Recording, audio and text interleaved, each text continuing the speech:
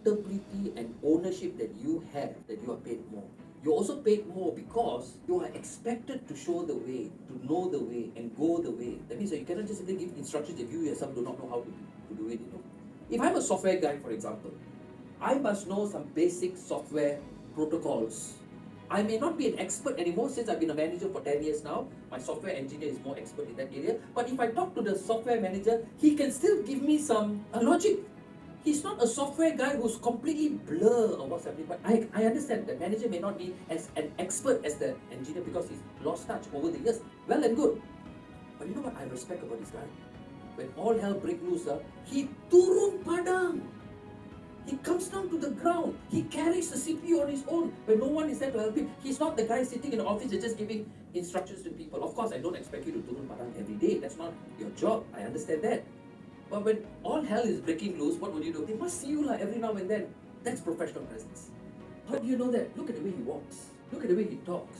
Look at the way he carries himself under stress, under pressure. Look at how he handles his superiors. Look at how he handles his employees. This guy, memang manager category. But today we live in a generation where you look at a person and say, manager. This guy manager. Look at his language. Look at his body language. Look at how he carries himself. No confidence. If you have that sort of response coming in, then we got to really look at ourselves in the mirror and say, were we promoted correctly, the employee, to strengthen the employee? That is my role. You have to make it a standard policy that I'm going to journey with this diamond in the rough because I have to polish them. Cannot everything expect HR to come in.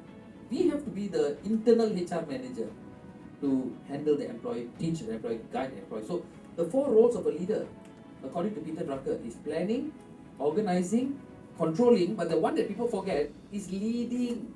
So the point here is there's a big portion of our job as a manager involves performance management, employee development. Is that part of your DNA as a leader or not at the moment?